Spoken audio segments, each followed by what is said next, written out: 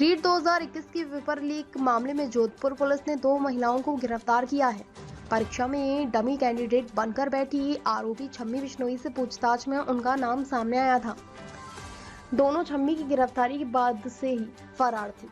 इनमें से एक पुणे में अपने रिश्तेदार के यहाँ किचन डेकोर का काम करने लगी थी, वहीं दूसरी सांचौर में छिपकर रह रही थी। वहीं पुलिस के आने की भनक लगते ही बस में बैठकर भागने लगी। जोधपुर रेंज आईजी विकास कुमार ने बताया, भवरी पत्नी हेमाराम को पुणे महाराष्ट्र से और संगीता पुत्री सुखराम को गुड़मालानी से पकड़ा है। दोनों पर 25-25 हजार का इनाम था। 3 महीने पहले वृंदावन से गिरफ्तार हुई छम्मी बिश्नोई ने पूछताछ में दोनों का नाम लिया था।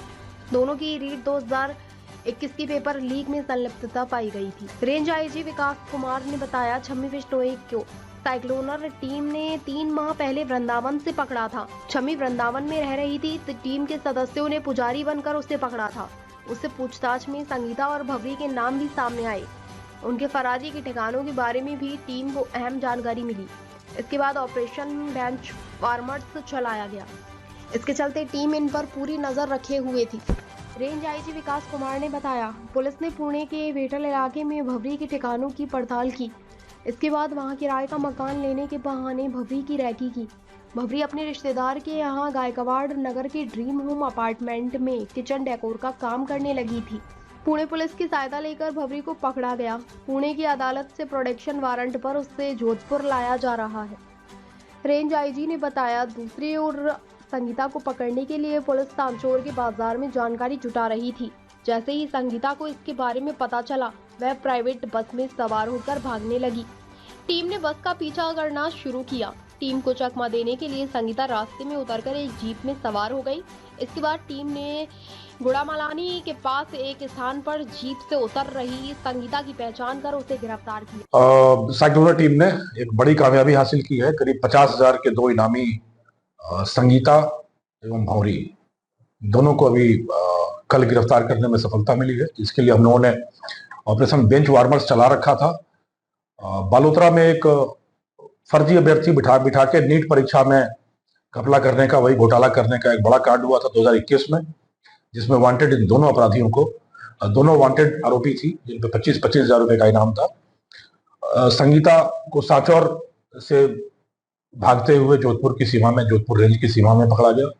और दूसरी भंवरी जो छुपकर पुणे में, महाराष्ट्र के पुणे में रह रही थी, वहां जाकर हमारी टीम ने उसको गिरफ्तार करने में सफलता हासिल की है और प्रोडक्शन वारंट पर उसको लेकर आ गए। टीम अभी भी रास्ते में ही है। तो ये दोनों बड़ी सफलताएं मिली हैं।